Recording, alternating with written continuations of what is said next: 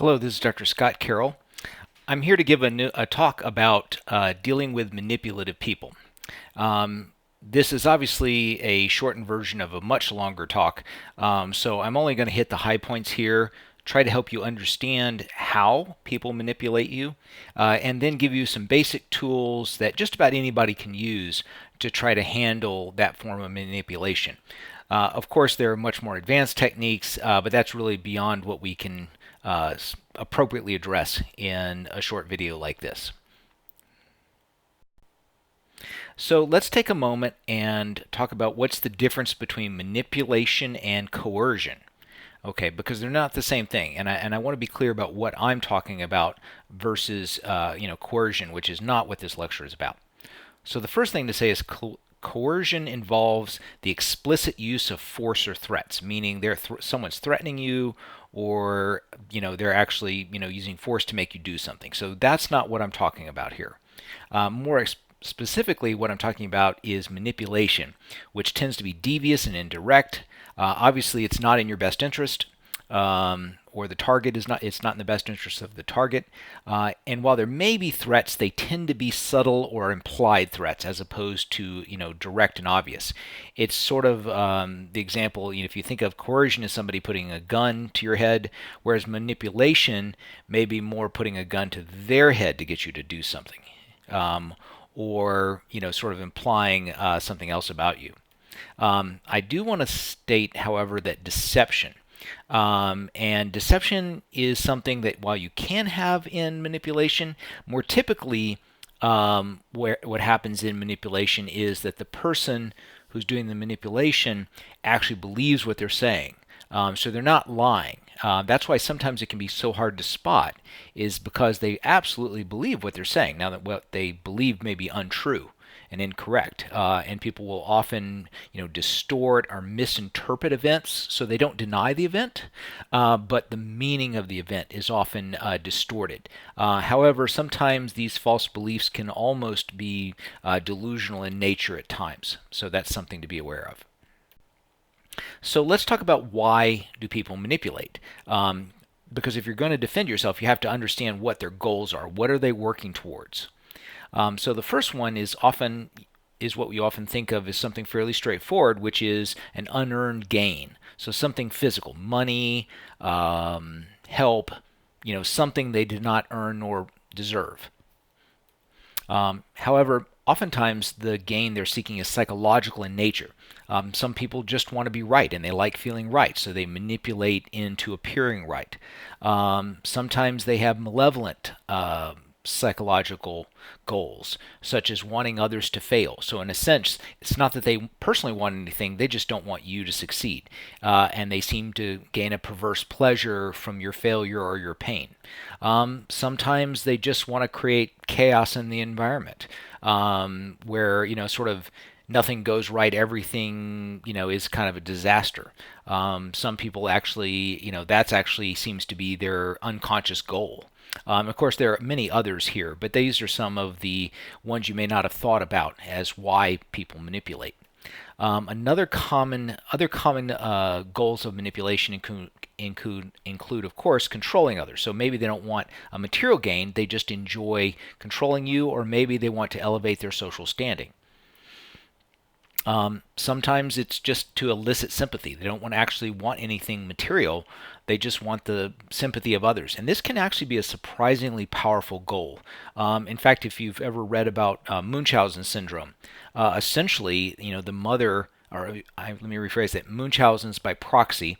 So this is a case where the mother makes a child sick solely for the purpose of eliciting sympathy from other people. That's how powerful this need can be for some people. The last one, of course, or the last two involve avoidance of a feared situation. And this is a common one because many people who manipulate often have excessive fears of things, and sometimes something as simple as just being alone, or having to go something that really scares them that they realize is sort of an excessive fear, and so they have some awareness that they can't just sort of directly ask to get out of it. So they end up engaging in manipulation to avoid whatever they're afraid of. And of course, the last one, and this is a really powerful one, is some people just have deep-seated needs to be taken care of. This often stems from childhood deprivation, where they were ignored, neglected, abused, not taken care of, and so it becomes like a compulsion for them to sort of elicit caretaking behaviors for others. And it can be amazing because they will spend twice as much effort manipulating someone else into taking care of them as it would take for them to do it themselves. So, I want you to understand is that it's not a logical thing. So let's talk about who manipulates. And surprisingly, obviously children and teens, children are not in authority, they don't have power. So in a sense, manipulation is their only option to control their lives and their situation. So, it's kind of, if you think about it, this might be appropriate or natural for them to do this. Obviously, people we work with in our jobs, so customers, clients, in the case of healthcare, patients, or their families. If you work in an educational industry, students, obviously. Um, Also, our fellow employees and coworkers. So people who work for us will often try to manipulate, or our peers. Um, Obviously, salespeople and politicians, this is almost kind of part of their job. However, I would like to think that in the most positive cases, what they're really engaging in is persuasion for your benefit. However, I've been around long enough to know that that's often not the case. Um, Basically, might want to say anyone who's not in authority. So in that sense, that anyone who can't just directly order you to do something. So if they don't have that kind of authority that where they can just directly tell you to do something, or they have the ability to just directly threaten you, then if they are not in those positions, then they may try to manipulate. Now, there are people, however, who manipulate constantly, and this is more what I'm focusing on. Are people who, manipulation is almost a way of life. So it's not the rare situation where they're manipulating. It's literally, almost all the time or quite frequently.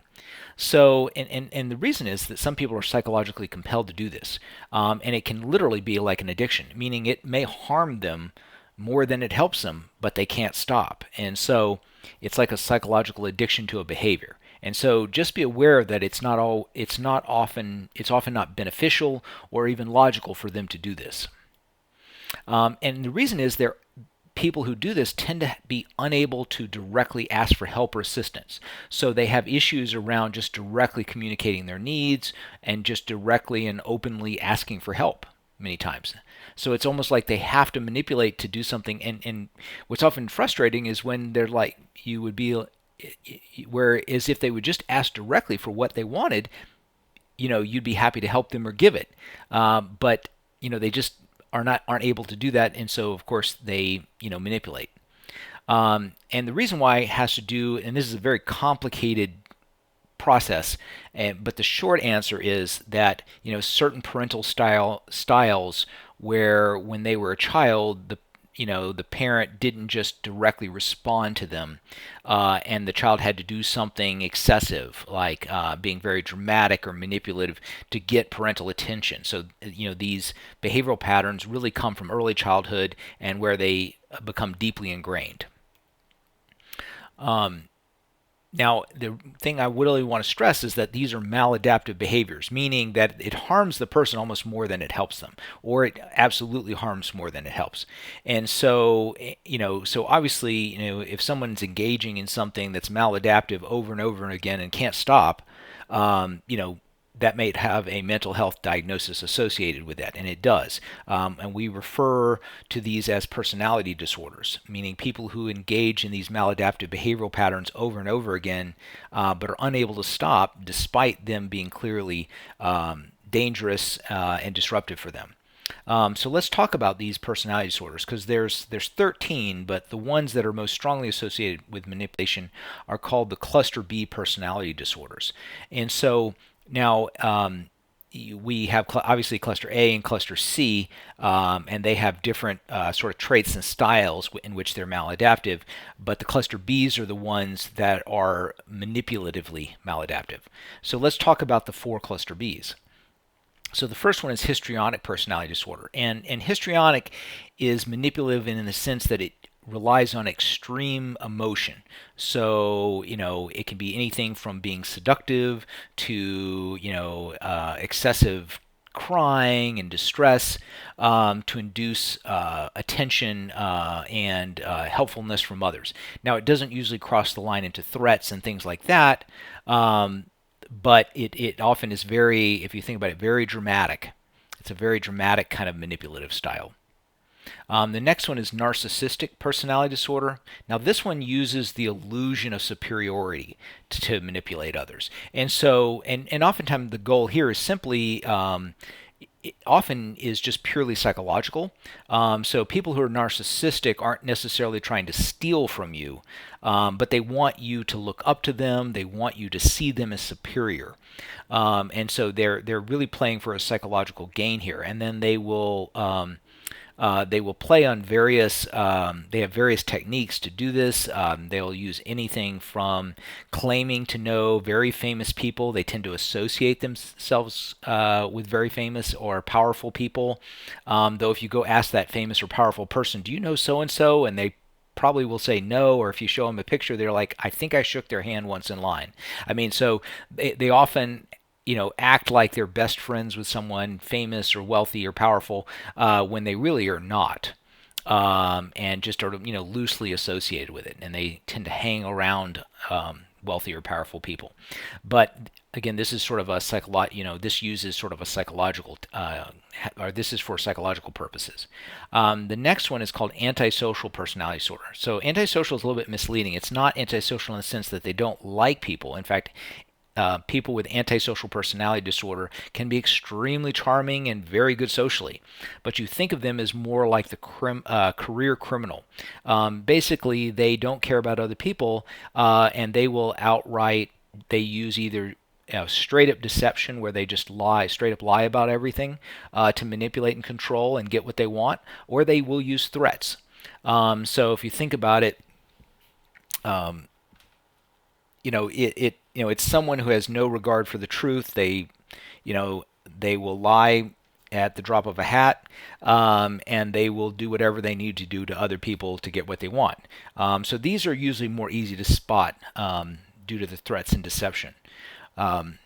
But let's talk about the fourth one is the most interesting one, which we'll be talking more about going forward.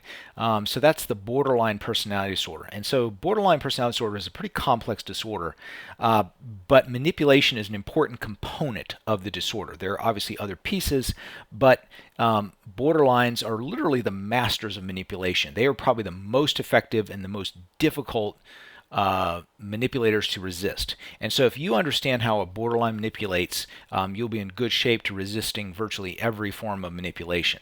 And one of the things about borderlines are that they combine all the styles. The other 3 styles, they'll use extreme emotion, they use illusions of superiority, they'll use threats and deception, they use everything, and then they have other additional techniques that are unique to them.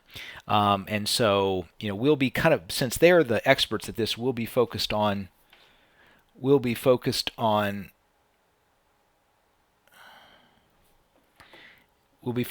those techniques going forward. So how to borderline. Some of the other things they do. Now, one of the things to remember is that the overall goal of how a borderline manipulates is they use, or let me rephrase that. So the way in which a borderline manipulates is that they unconsciously trigger a strong reaction in us. And if you look back at the other techniques, that's one of the things they notice. They make you feel something. And it doesn't matter, and this is the tricky part that people don't always realize, is that it can be positive or negative. So if you have a strong feeling, they can then control you. So whether they get you to like them or really care about them or feel sorry for them, or if they get you to really hate them, they can then use that strong emotion to manipulate. So that's a key thing to remember, is that your emotional reaction to them is what is the key that allows them to manipulate. Um, and what that does is when we either overhelp them, like if we like them, feel too sorry for them, we'll help too much, maybe bend a rule or something, or if they make us too angry, they can use that because will then overly punish them, and or we'll be overly harsh with them, which they can then report us to superiors, regulatory agencies, or complain to someone else that we hate them, and that they can then use that to leverage. Or manipulate somebody else to step in and then overrule you. So the point being is, anytime if they can make you have a strong emotion, then they can induce an inappropriate behavior, either overly positive or overly negative, that can then be used as leverage or to manipulate. Um, and the thing to remember is that even getting you to break a small rule for them then becomes leverage to use against you. Um, I'll tell a story of a very successful physician I know of, who was in a relationship with a woman. He was divorced, and he ended up writing some inappropriate prescriptions for her. So something that was fairly benign at first, but it turned into manipulation for more and more, till the point where the physician did finally refuse. Of course, he had broken the rule enough that this woman then turned him into the medical board, and he lost his medical license. So I mean, the point being is that even taking one step over the line, you know, is a risk, because you think you're helping them, you think you're trying to do those things, but they then can use that against you to then punish you, or leverage, or blackmail you into doing more. Um, Similarly, if you react overly negative to them and you punish them too much, they can then use that as leverage against you as well.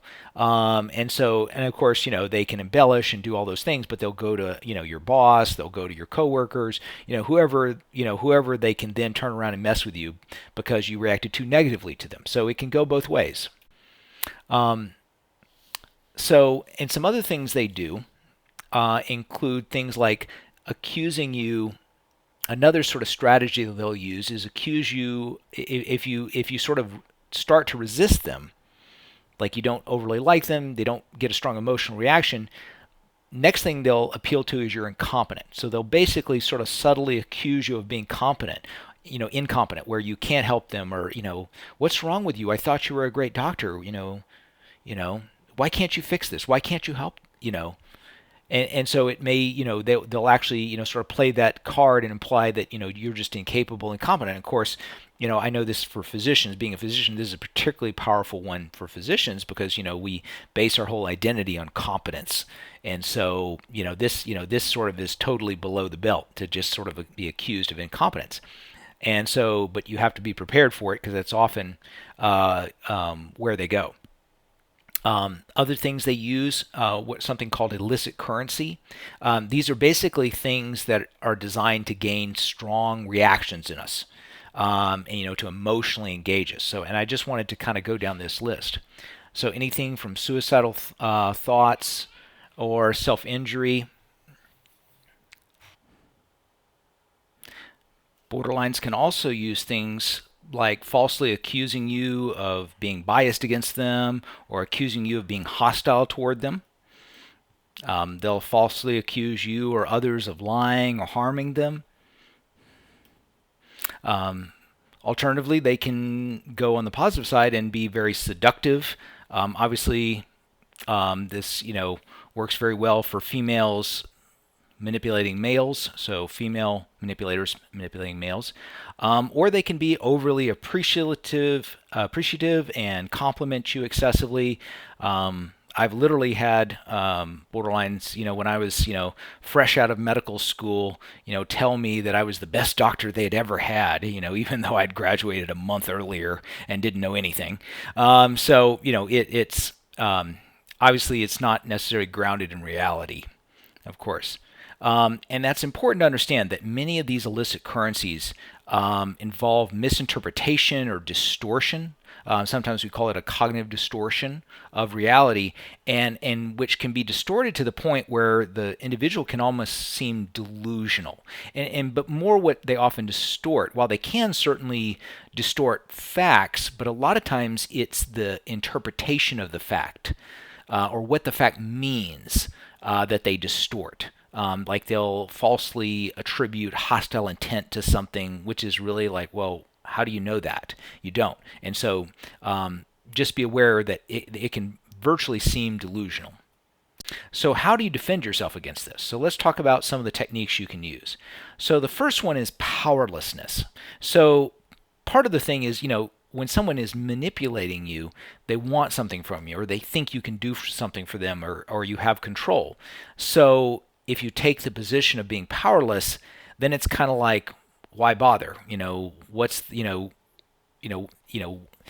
It's like basically saying, you're wasting your time with me because, I can't do anything to help you. And so taking that position like, hey, I just work here. I don't make the rules. Yeah, I know the system sucks, but, I can't do anything. And so, that sort of, just powerless, that stance of powerlessness, especially when they're sort of accusing you of incompetence, they're going to try to prove it anyway. So you might as well just, act powerless and like, that you can't do anything, which, then sort of gets you off the hook. And then they go find somebody else who can't, who does have, the power to change things and manipulate them instead of you. The other thing you want to try to do is staying benign, benign neutrality, where you stay neutral. I mean, you care about their well-being. You don't want anything harm to come to the person, but you stay neutral otherwise. And so you don't need, neither like nor hate them. You want to stay in that sort of neutral stance. Other things you can do, when people use illicit currency with you, like saying they're suicidal or they're overly complimentary, one of the best things to do is slow the conversation down. Where you just take long pauses, because part of the thing is the other way they manipulate you is get the process going too fast, so you don't have time to really think through all the implications of what they're saying or doing. So slowing things down helps you be more aware of sort of how they're manipulating you. The other thing you can do is just use silence. Like, just don't respond. They say something, either very complimentary or very hostile. Instead of defending yourself or saying thank you or anything like that, you just stare at them. And if you can stare at them for about 30 seconds without saying anything, a lot of times they'll either retract what they said or modify what they said because they think it's not working. So silence is an incredibly powerful tool. The other thing I recommend is, acknowledge their distress. Oh, that's a horrible situation, or I'm so sorry that happened to you. But then you don't try to fix it. You just acknowledge that they're upset about something, that they're distressed, but you make no effort to actually change anything or fix. And so, you're empathetic, but, really beyond that, you're not going to do anything. And it's sort of a yes, but kind of stance. And so it can be very powerful as well.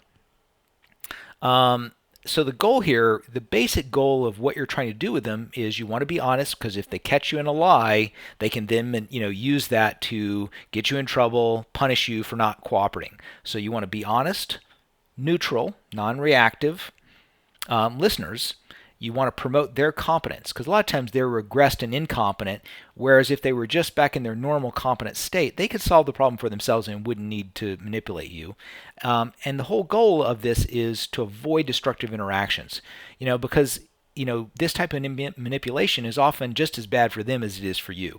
And so by avoiding these interactions, it may actually help them. And so in many ways, not playing along is the kindest thing you can do for somebody who's manipulating. Other techniques, one thing to be aware of is that when you stay neutral, they may get really angry about that because they're getting frustrated that you're not responding to, what they're doing. So just be prepared for them to get more angry as you stay neutral. Now, in the best case scenario, what happens is that you're sort of staying neutral, using silence, being non-reactive, slowing everything down. they'll then flip back into their competent self. They'll sort of unregress, and so that they can think through their problems and actually solve them themselves. And so that's actually the best case scenario, where by not playing along with the new manipulation, they actually sort of return to competence and then and solve their own problems for themselves, which is a win-win. You win, they win. However, that may not happen. So also be prepared for the fact that they may get very angry and frustrated with you and decide they hate you and fire you and tell you, say horrible things about you and say you're the most horrible person on the planet. And which that's fine because you won. They're mad and upset with you because they did not succeed in manipulating you. So you won. Now they're probably going to go just find someone else to work on, but that's the lesser evil. It's also very important, if you're going to do this, that you have clearly thought out boundaries, rules, and policies beforehand. So, it's sort of like, one of the things we teach parents when, disciplining children, don't try to make it up on the spot. Consequences for breaking rules should be thought out ahead of time. And so you want to think about what you will and won't do. What you're willing to do, what you won't do. And if you're in any kind of organization, you want to have that as much as possible thought out in terms of rules and policies ahead of time. So you're not having to sort of, figure it out, in the spot, on the spot while they're, actively manipulating you. The other thing that really helps is taking good care of yourself. Adequate sleep, exercise, time with your family, meditation. All these things help you stay very calm and neutral, so you don't overreact. And so good self-care is the other key. So, in conclusion, I just want to talk about, some of these things. Remember, we talked about being, you want to be neutral, you want to be non-reactive. They may get angry and fire you, but that's okay. You may take the position of powerlessness, where you just can't help them, and hey, if I had the power, I'd help you, but I'm not in charge here. I don't make the rules. I just follow them, and so that all these things together can really work. So let's try to look at some of the ways in which how you might apply these techniques. So here's a scenario. You have a client banging her head on your desk, screaming that she is suicidal because you didn't do something she wanted. So how should you respond to this type of illicit currency? A, beg her to stop. Now, obviously, this one's wrong because why? You're becoming overly helpful. So this is overly helpful, and you're obviously being emotionally engaged. B, call the police to drag her to a psych hospital. Obviously, this is a problem too, because what happens there, you're being overly punished, and then she may make a complaint to the medical board about abusing your powers, or may want to sue you, because she was injured by the police, and so forth. So obviously, this is an overreaction the other way.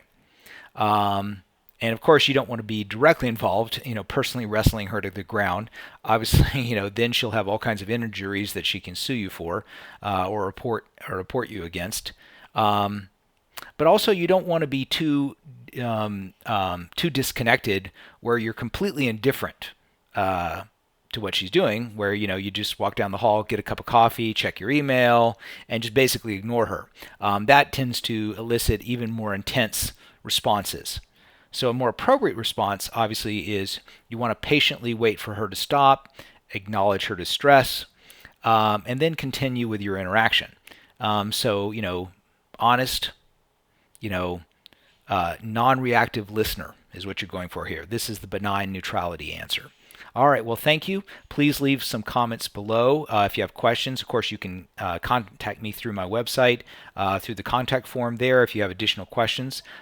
This talk actually is available as a full workshop, complete with much more thorough explanations and exercises and so forth, that can be given live. So please let me know what you think, and I look forward to hearing from you. Thank you.